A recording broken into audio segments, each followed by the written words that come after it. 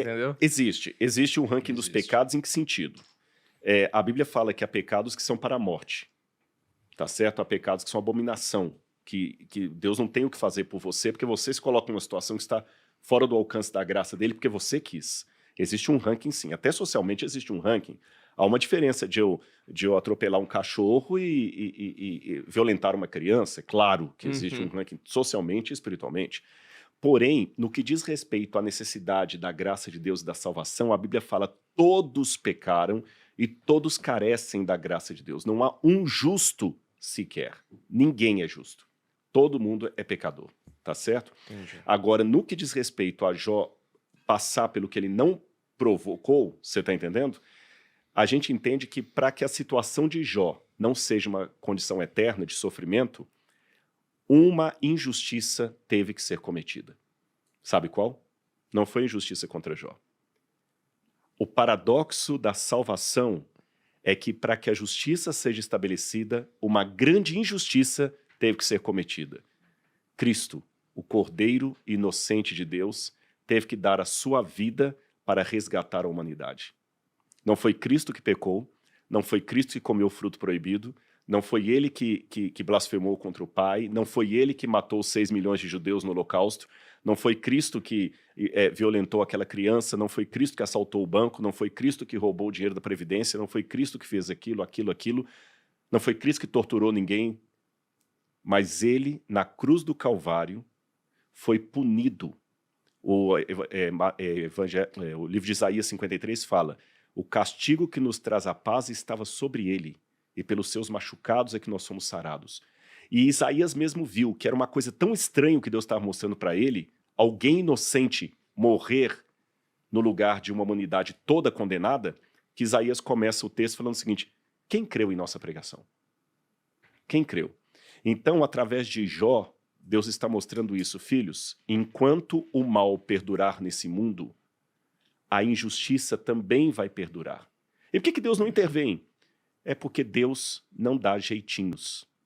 Você está entendendo? Deus não dá jeitinhos. Deus segue conforme os protocolos. Ele não dá jeitinhos. Deixa eu pegar um pouco do que você falou aqui, tentar trazer um pouco para o mundo mais material, mundo dos negócios aqui, né?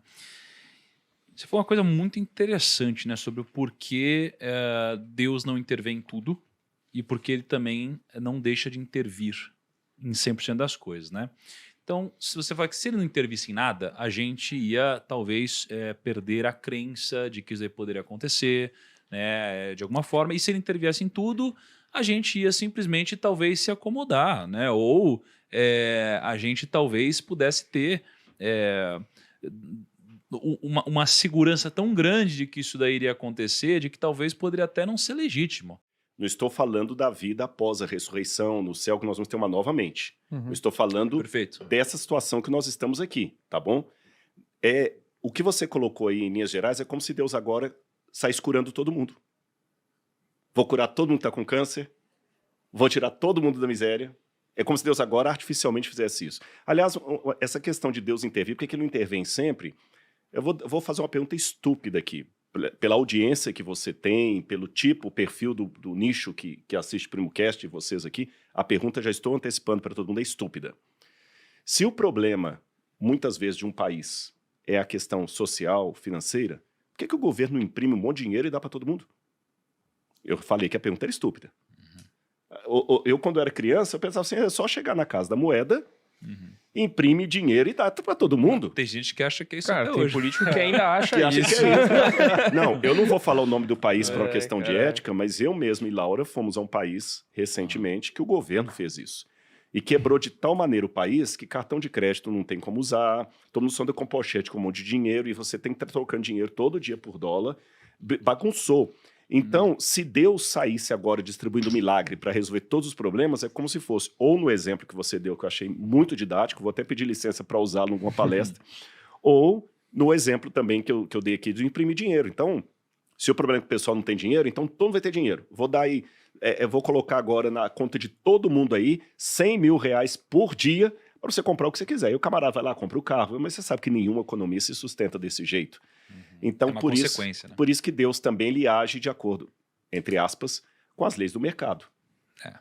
Bom, Então, olha que loucura. Então, a gente passou aqui pela história, Jó estava bem, aí teve lá um encontro no céu, né?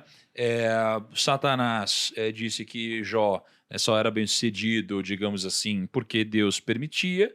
E aí Deus falou, então faz o que você quiser, testa então para ver se ele não é assim de verdade, se não tem esse temor de uma forma genuína. Só lembrando, me permita-me, que eles estavam com os Bnei Elohim, com os outros filhos de Deus. Perfeito. Então Deus aceitou o diabo, que estava num processo jurídico. E no processo jurídico, você não inibe a outra parte de apresentar a tese dela, senão o processo não é justo. Por estar num processo jurídico, Deus tinha que deixar o diabo argumentar e Deus também, de certa forma, se defender da acusação que ele estava recebendo. É bom deixar isso claro. Perfeito, olha só.